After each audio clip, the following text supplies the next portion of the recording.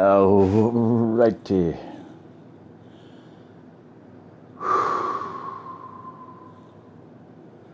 Threat assessment, part 3.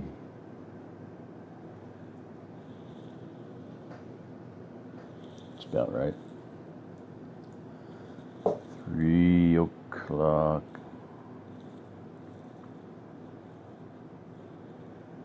All right. So enough for the thumbnail. Threats. Bombs on the seashore. You'd think they're a cute little something to take a photo up with. Nah, it's a bomb. Volcanoes. I could assume, but it wouldn't be a good assumption. Probably not everybody knows what the biggest mountain in the world is. Most people, a lot of people would say Mount Everest, and that is not correct. The world's tallest mountain. Mount Everest starts at, I don't know, a couple thousand feet, 3,000, 4,000. But what you're looking at there is the tallest mountain in the world, because it starts at the bottom of the Pacific Ocean. And it looks like a anthill. It's huge. Huge. 30,000 feet. Now, it's a volcano. It's a lot of volcanoes. And it's going to get bigger. The island's going to get bigger. That's what's happening right now. Okay, so threat assessment. Blah, blah, blah. Aliens. Chemtrails are a threat assessment. Why do you think you can see that thing in the air? A holograph. Might be. It might be some kind of a real Nephilim, bogus craft. Anyway, there are magma chambers under Yellowstone. They're big. That's a threat. This is the Kilauea Smiley Face volcano. That was a great shot. ABCnews.com, Tropical Visions Video, and Paradise Helicopters. Shout out. Big storms. That's a storm the size of the United States that hit recently. And you can see there's another cell. Might be a low pressure cell out in the ocean, high pressure cell, or low, vice versa, whichever. Okay, now this here is some grand solar minimum stuff. I've covered it before. I'm just going to do it real quick here. This is actually 2 maps in one. I didn't get them separated. The roundy things there are high mountains, and you can see that. I don't know why the Rockies aren't in there, but I believe that's what they are. Yeah. Okay, so the Himalayas, yes, and the Andes, yes. The Cordillera, Alps. I guess they missed the Rockies, or they don't consider them that high. All right. Combined with the snow, heavy snow. And when we're talking heavy snow there, we're talking glacier creating snow. 30, 40, 50, 100 feet of snow, whatever. In other words, that line across the United States there, they're calling that the Armageddon line. North of that, it may be extremely cold and extremely icy and snowy, as in Alaskamo weather and polar bear weather. Will we see polar bears in Minnesota? Who knows? All right. That was 2 maps. This one is straight line winds, 300 mile an hour straight line winds. Volcanoes, lots of them. Ring of Fire. See, look at that. It doesn't show Hawaii. Isn't that funny? Biggest volcano in the world, and doesn't bother to list it. Now, the next map, I'm pretty sure, is overlaying all of these maps on top of each other. Okay. I lied.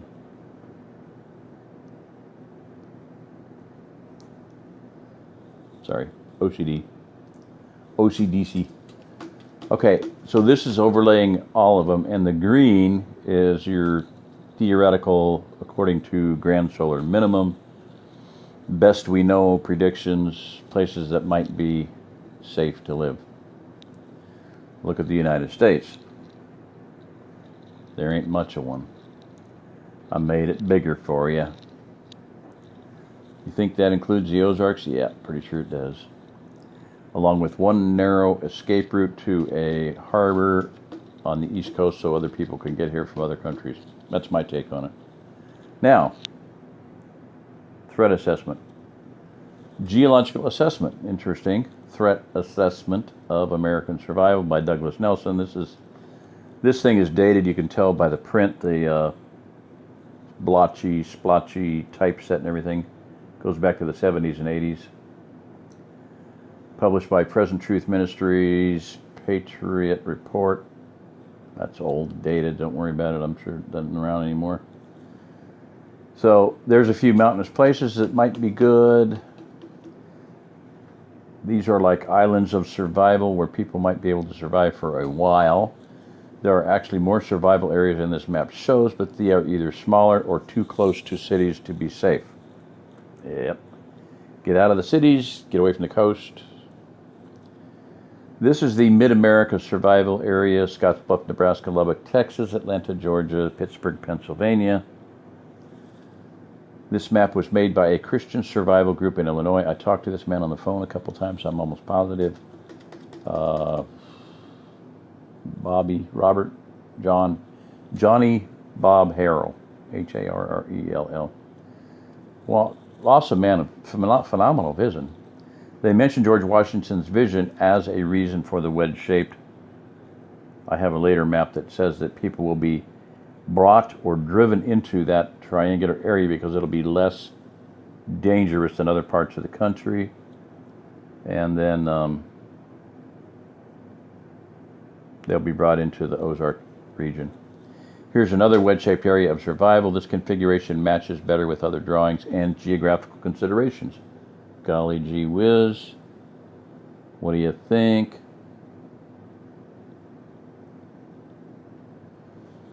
Not bad, huh? Going back to 1980 something. There were people that knew stuff was going to happen. I guarantee you, Pentagon, CIA, why do you think they've been telling people to come here for all these years? Okay?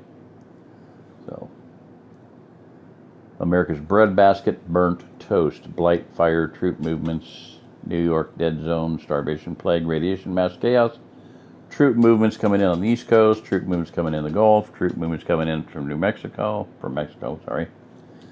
Ozarks, note that. Next government seat, question mark. Troop movement coming in on Baja, troop movement coming in, nuclear subs, hammering California. Target Subic Bay, Midwest, east of the Rockies, radioactive dust, plus 5,000 volcanoes exploding. So, anyway, quite a bit of foresight there. I'm going to have to, no, that's not right. Now this is from, I'm going to finish up with this. I'm just going to read a little bit of this is my book that I wrote. I'm going to reread it. I read up to section 6. You can go back through my ancient videos and it's read, but I'm going to redo it and read it with commentary. I tried not to make any commentary as I was reading it. Solutions to problems. So much Christian, patriotic, and prophetic information tends to be truthfully informative, but also alarmist and downright frightening. It is hard not to be. The ugly facts of the deplorable condition we have degenerated into as a nation and as a church is truly sickening and terrifying.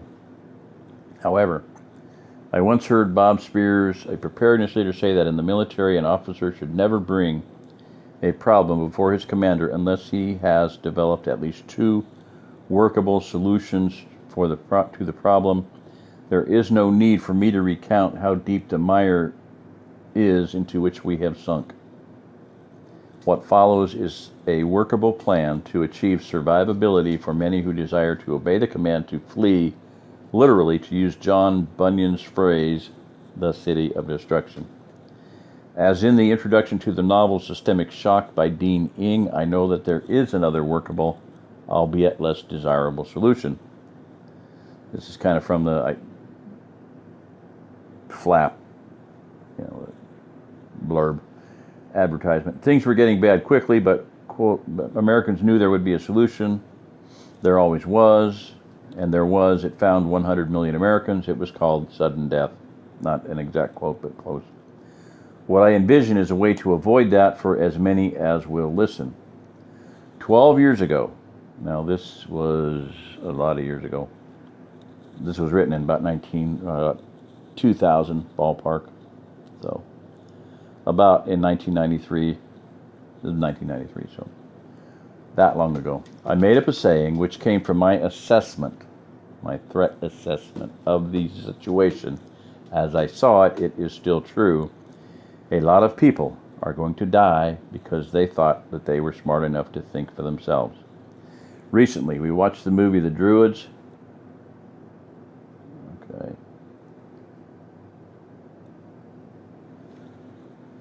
Sorry.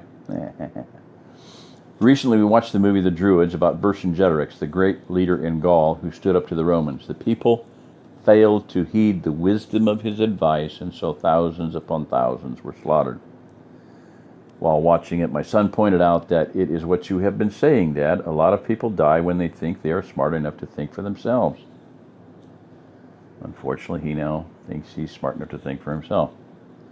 Often we need to subject our intellect to that of another greater or more informed mind. I deliberately did that and ended up where I am now, after 4 years in Kansas, boot camp for Missouri, as my wife says. This book will comprise a mere outline of a plan to help people to relocate from the cities out into the country to begin to build an attempt to live on the land. It is intended not so much as an argument to convince believers to do so, but as a guide for those who know that we are in the last days and who know that hard times are soon to come. Okay. Survivalist versus survivor. To begin with, we have the survivalist who's living in the city. He has his bucket of wheat along with his book on how to live on a bucket of wheat and no electricity, literally. He has a good-to-go pack, his survival pack. Now, please understand, I'm not knocking these things. That's pretty much where we were for some 20-odd years. We were accumulating a large number of things with no better plan than to head for the hills when the posterior excrement began to impact the rotating oscillator. But you have that city person versus the farmer or rancher who has grown up on the land, lived out in the country his entire life. He has a well, a septic tank, a lagoon, chickens, garden, milk cow, goats, maybe a greenhouse. He runs cattle, maybe grows corn, as well as hay for his cattle. Now I ask you, what is the difference between those two insofar as surviving goes? Which one is in a better situation, a more survivable situation? It takes many people years to understand that the survivalist is merely that. He is a survivalist. He is not a survivor. There were many survivalists leaving bloody fingernail marks on the outside of Noah's Ark. Noah was a survivor. We need to have an ark. Okay. We need to be survivors, living and working in a survivable area, not mere survivalists whose last-minute plan is not workable, not even for 1 out of 1,000 people. What is true wealth? You transition from the concept or attitude of us for no more versus that of beginning to look at the ability to keep other people alive. These people might be friends, family, fairly new acquaintances, or they might be complete strangers. They may be refugees when it comes down to that. One truth which we would do well to keep at the forefront of our plans is a statement by Buckminster Fuller. For everyone who does not know who Buckminster Fuller was, he designed the geodesic dome and thousands of other inventions. He was a very far-sighted man, a Solomon of his generation insofar as his inventiveness went. He said this: we now know what true wealth is. True wealth is the ability to regenerate forward life. In other words, how many people can you keep alive for how many days? Where should we consider living? Certainly, I would hope that to be the case if we're in an area of refuge, that there won't be as much devastation due to earth changes because we were caretaking the earth.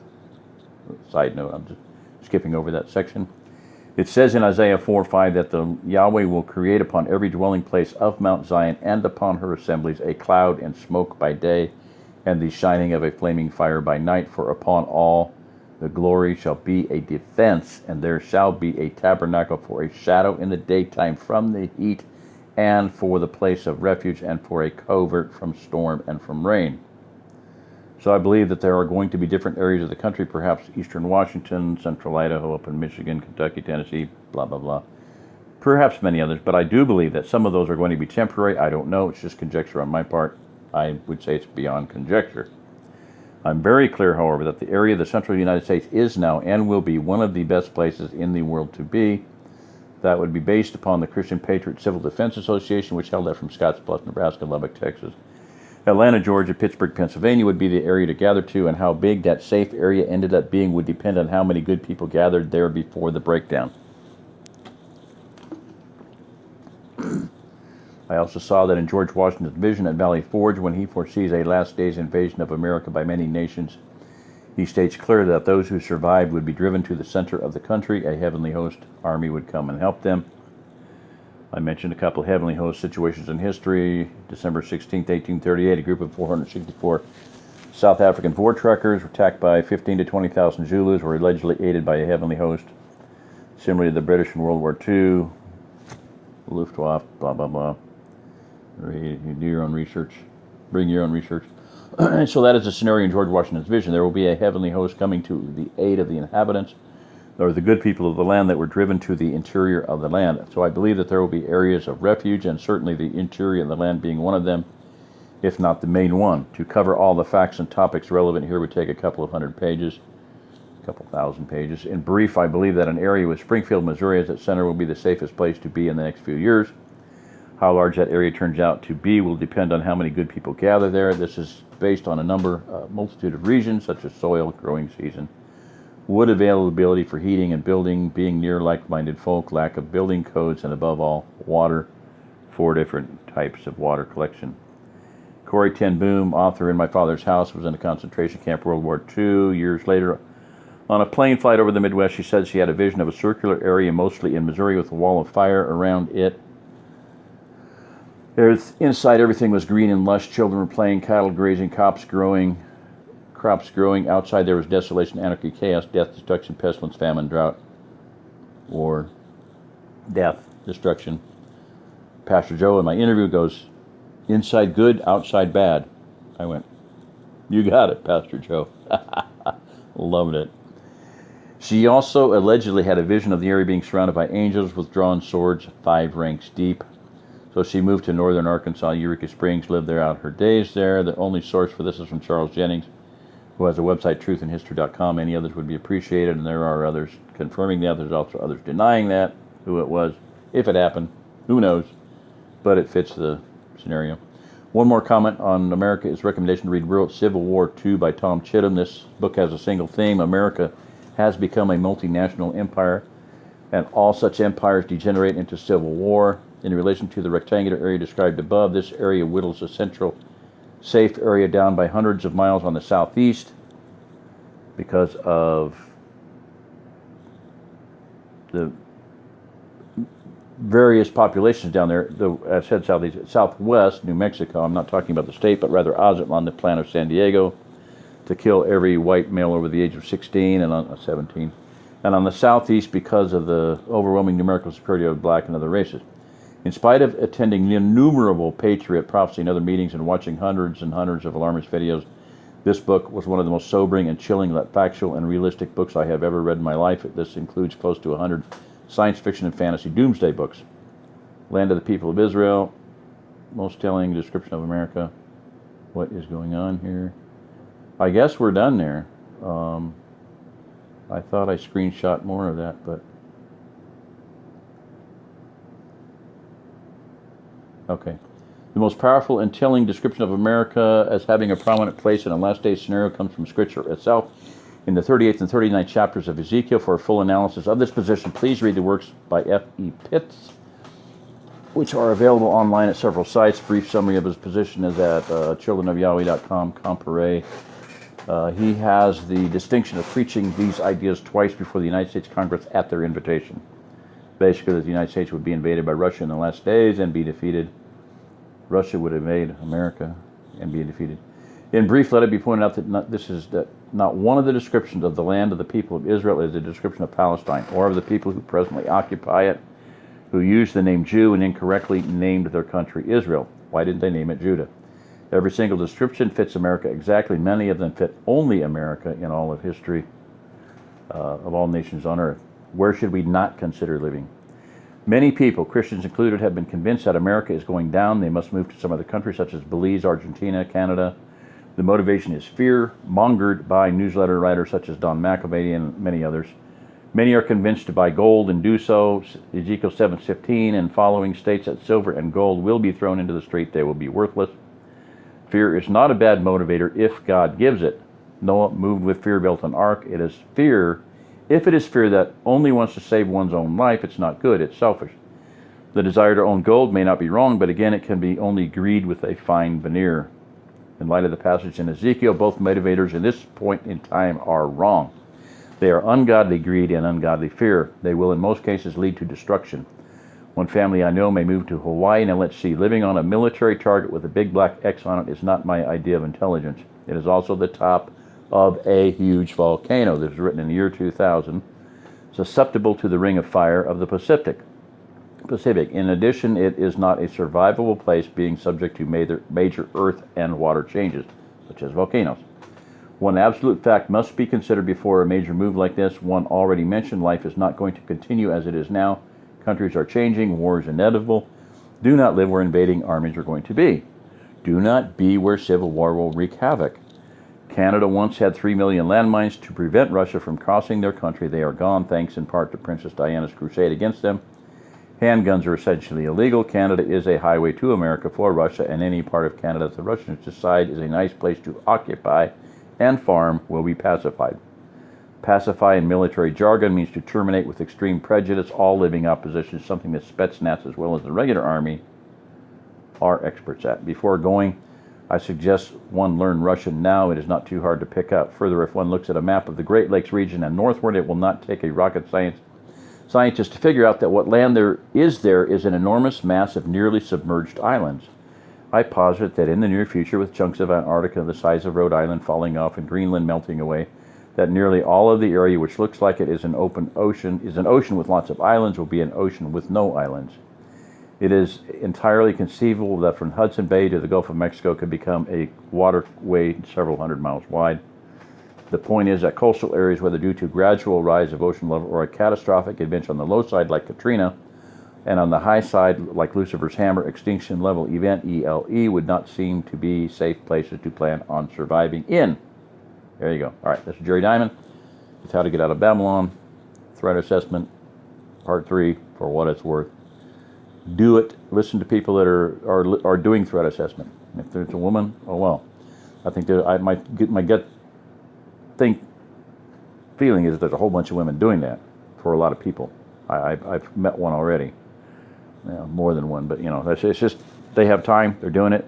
Don't get cocky, kid, as I say. As Tom Solo said to Luke Skywalker, just deal with it. All right, that's it. Good night.